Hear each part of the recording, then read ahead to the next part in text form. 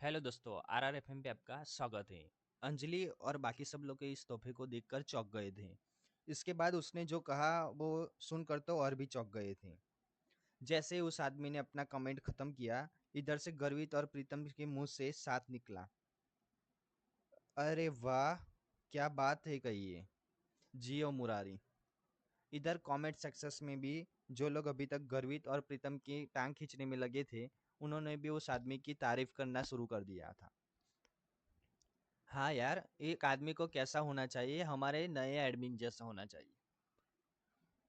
भाई ये आदमी पैसे ही नहीं अनुभवों से बात करता है। क्या बात है। आपको ढेर सारे लाइक सर। आप उन पैसे वाले लोगों के बापों की बिगड़ी हुई लौका औलादों से 1 लाख गुना अच्छे हो। लेकिन आप बता सकते हो कि काम क्या करते हो? जब एडमिन की तारीफ में ये सब कमेंट आने लगे तो आकाश अपने आप ही शांत हो गया था और थोड़ी देर में उसे चैट रूम भी छोड़ दिया। जैसे ही उसके गायब होने का नोटिफिकेशन चैट रूम में आया तो गर्वित समित सारे लोगों उसके ऊपर हंसने लगे।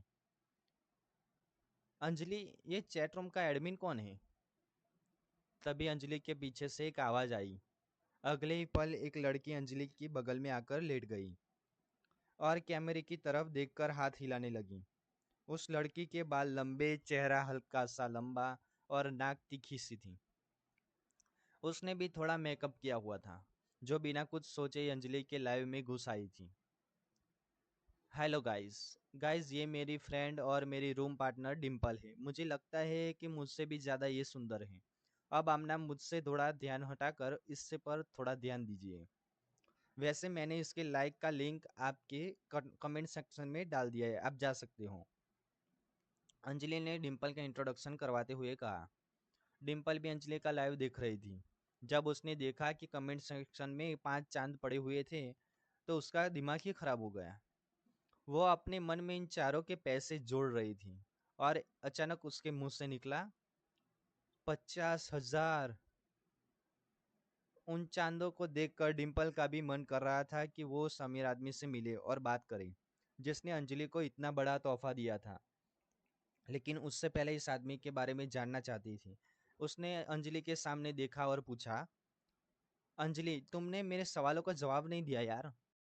ये पूछ रहे को ये आदमी कौन है? ना सिर्फ डिम्पल बल्कि सभी लोग ये बात जानने के लिए बेताब थे। आखिर वो आदमी था कौन जिसे एक ही झटके में अंजलि के ऊपर 50,000 रुपये कुर्बान कर दिए थे? अंजलि ने डिम्पल की ओर देखते हुए कहा, यार, पता तो मुझे भी नहीं है ये कौन है। नाम तो मुझे भी नहीं मालूम है कि ये सर मेरे लाइफ में पहली दफा है। सर आप यहीं पर है नहीं या गए? अंजलि ने लाइव में पूछा। उधर से उस आदमी का हाँ का मैसेज कमेंट सेक्शन में आ गया। उसका कमेंट पढ़ने के लिए वो कमेंट पढ़ते ही वो पागल हो गई थी। फौरन ही उसने इम्प्रेस करने के लिए कहा, सर आप सच में ही बहुत ही कूल हो। मैं तो आपकी फ़ैन हो गई। आपने मेरी दोस्त अंजलि को 5 चांद दे दिए। ये तो सिर्फ बहुत कूल है। वैसे मैं आपको बताना चाहती हूँ, मैं अपना खुद का लाइफ शुरू करने की सोच रही हूँ। तो आप मेरे भी लाइक में जुड़ेंगे? आई प्रॉमिस मैं आपको अंजलि से भी ज़्यादा रिटर्न दूंगी, डिम्पल ने कहा और चमकती हुई आंखों से कैमरे की ओर देखने लगी। इधर जब गर्वित ने देखा कि लकी भी उस लाइव से जुड़ा हुआ था तो पलंग पर लेटकर अपने फोन में देख रहा था, तो उसने लकी से कहा, ओए लकी सुन, तुम उसे देखना बंद कर। तू जानता है ना, 1 नंबर की लालची लड़की है। पैसे दिखते ही उसे जवान लड़लपा लगती है। कितनी बेशर्म है यार ये, गर्वित ने कहा। लकी ने उसकी बात को सुनकर भी अनसुना कर दिया और आगे फोन की स्क्रीन पर देखने लगा। डिम्पल, अंजलि ने कहा और उसे गुस्से में देखने लगी। वह जबरदस्ती अंजलि का आइडिया चुरा कर उसका काम खराब करना चाहती थी। जैसे डिम्पल ने अंजलि को देखा और उसने कहा, मुझे तो तुमने कभी बताया नहीं कि तुम अपना लाइव शुरू करने वाली हो। तुमने अगर शुरू कर भी दिया हो तो तुम्हें क्या लगता है कि तुम मेरे इस चांद को मुझसे छीन लोगी?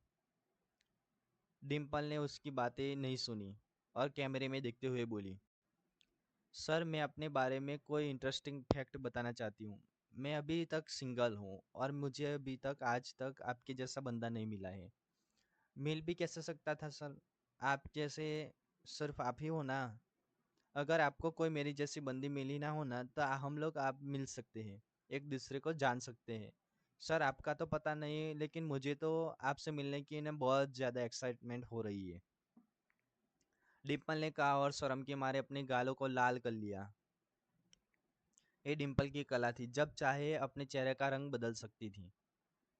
जैसे ही उसने ये बात कही, नीचे किसी ने कमेंट किया, क्या कहा तुमने, तुम सिंगल हो? इसे पढ़ते ही डिम्पल एक बार बैकफुट पर आ गई। लेकिन उस चांद वाली लड़की का अटेंशन लेने के उसके अपने आप को सिंगल बता दिया था।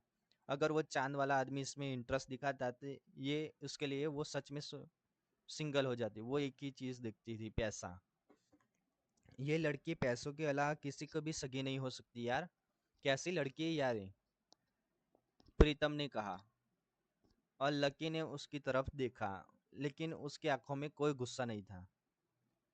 हाँ हाँ, अभी तक तो मैं सिंगल ही हूँ और आज तक मैंने अपना किसी को बॉयफ्रेंड भी नहीं बनाया है। डिम्पल ने जानबूझकर शर्माते हुए कहा। अरे दीदी, क्या बात कर रही हो? एक लड़के ने नीचे लिखा और चौंकने वाला इमोजी चिपका दिया। अंजलि के चेहरे के भाव भी उसी इमोजी जैसे हो गए थे कि डिम्पल की ओर देखा और पूछा, कैसी बात कर रही हो डिम्पल? सबके सामने लाइव आकर झूठ? पूरी क्लास जानती है कि अभी अभी तुम्हारा लक्की के साथ ब्रेकअप हुआ है, और पूरी क्लास ये भी जानती है कि तुम आजकल राहुल के साथ घूम रही हो। डिम्पल अंजलि की बात सुनकर हैरान रह गई थी। अरे तुम क्या भी बोल देती हो, मैं और राहुल तो बस अच्छे दोस्त है यार। इसके अलावा और कुछ भी नहीं, हम सिर्फ साथ में हैंग आउट करते हैं। जहाँ तक बात रही लक्की की, वो तो बेचारा इतना गरीब है। मैं तो सिर्फ उसकी पढ़ाई में हेल्प करती थी, कभी उसे कोई टॉपिक समझा देती तो कभी उसे कोई नोट्स लिखवा देती थी। जब उसे भूख लगती तो हम साथ में गोलगप्पे खाने चली जाते थे, ये मैं मानती हूँ। वैसे वो कंसिस्ट करता था, लेकिन मैं उन्हें पैसे नहीं देने देती थी। तुम सोच रहे हो कि मेरे और उसके बीच कुछ होता था? डिम्पल से जितना हो सका उतने उतनी सफाई से झूठ बोलते हुए कहा। अंजलि को उसकी बातें सुनकर गुस्सा तो आ रहा था। सर, आप अगर वैसे डिम्पल के बारे में और कुछ जानना चाहते हो तो आप मुझे भी। इससे पहले और अंजलि और आगे कुछ कह पाती, उसने देखा कि एडमिन चैट रूम छोड़कर चला गया था। उसे जाते हुए देखकर डिम्पल और अंजलि का मुंह उतर गया। इधर लकी ने अपना फोन बंद कर दिया था और आंखें बंद करके अमित के पलंग पर लेट गया। उसकी शक्ल प्रीतम और गर्वित को देख नहीं दिख रही थी। वो दोनों अभिषेक वो लाइक से जुड़े हुए थे, लेकिन उन दोनों को भी लकी के लिए बहुत बुरा लग रहा था। अब लकी दीवार में नजर गड़ाए एक तक दिख रहा था। उसके दिमाग में अभी भी डिम्पल की कही हुई बातें गूंज रही थी। उसे विश्वास नहीं हो रहा था कि डिम्पल ऐसा ये सब चीजें कह रही थी। उसके आंखों में जरा भी दर्द नजर नहीं आ रहा था। वो ये सब ऐसे कह गई। उसके और लकी के बीच जो कुछ था वो सिर्फ लकी का एक सपना था, और डिम्पल का उसका कोई लेना देना नहीं था। अगर ऐसे में उसे पता चलता कि लकी कौन था, तो फिर उन शब्दों के बारे में क्या सोचती जो आज सब पूरी क्लास के सामने लकी को सुनाए थे, तो उसकी शक्ल कैसी हो जाती। लकी एक बार तो उसका चेहरा ऐसे दिखना चाहता था। ये सब सोचते हुए लकी को कब अमित के बिस्तर पर नींद आ गई उसे पता ही नहीं चला। अगले दिन उसके बाकी दोस्त क्लास के बाहर अपने कमरे पर आ गए थे। वो सब लकी को भी अपने साथ ही ले आई थी। वो लोग अपना लंच खत्म कर चुके थे और उसमें उसने थोड़ा बहुत लकी का शेयर किया था। इधर लकी अपना बैंक बैलेंस दिख रहा था। कल जो 50,000 उसने खर्च किए थे, उसे लग रहा था कि उसने समुद्र में से सिर्फ एक बूंद पानी निकाल दी थी। क्या सारा टाइम फोन ही दिखता रहेगा? मेरी वार्डन से बात हो गई है, उसने कहा है कि जब चाहो तुम फिर से शिफ्ट कर सकते हो। इसलिए हम आज ही तुम्हारा कमरा खाली करके यहाँ से ले जाएंगे। अमित को भी कोई दिक्कत नहीं है, उसने भी हाँ कर दी है। प्रीतम ने कहा। लकी का भी उस कमरे में अकेले मन नहीं लग रहा था, इसलिए उसने भी हाँ कर दी थी। यार तुम दोनों सच में जान हो मेरी, लकी ने कहा और प्रीतम और गर्वित के गले लग गया। अबे जा, सिर्फ गले लगने से काम नहीं चलेगा, शाम को असली पार्टी देनी पड़ेगी। गर्वित ने कहा और चूमते हुए बोतल की ओर इशारा कर दिया। सब लोगों ने हंसी आ गई। वो सब मजे मस्ती कर रहे थे। इतने में अमित आ गया। जैसे वो कमरे में घुसा वैसे सबने वो उतरी हुई नजर देखी। वो बहुत उदास लग रहा था। क्या हुआ भाई? लकी ने पूछा। अमित ने उसकी बात पर कोई जवाब नहीं दिया और कुर्सी पर आकर बैठ गया। सब लोग जो कि अपने अपने बिस्तर पर लेट चुके थे अमित की ऐसी उतरी हुई नजर देखकर फिर से बैठ गए। बता ना भाई क्या हुआ? इट्स स्पोर्ट्स अथॉरिटी ने तेरे पास क्या गेम कर दिया? गर्वित ने पूछा और लक्की की ओर देखने लगा। अमित कुछ नहीं बोल रहा था और बस अपना चेहरा लटका कर बैठा हुआ था। उसे कुछ समझ नहीं आ रहा था कि आखिर उसके दोस्त उसकी बातों को कैसे लेने वाले थे। लेकिन उसके पास और कोई नहीं था जिससे ये सब बता सके, इसलिए वो सब बता। नहीं, अमित ने कहा। नहीं, कोयल को कुछ हो गया था कहते ही उसने उसकी कमर नीचे झुला ली। बाकी तीनों लोग घबराए हुए नजरों से देख रहे थे। पर हुआ क्या भाई? कोयल ठीक है? लकी ने उसके पास लगी हुई कुर्सी पर बैठते हुए कहा। जिस हिसाब से अमित की शक्ल देख रहा था लकी समझ गया था कि मामला इतना सीधा नहीं था। बाकी लोग समझ रहे थे। अमित वैसे ही छोटी मोटी चीजों से घबराने वाला नहीं था।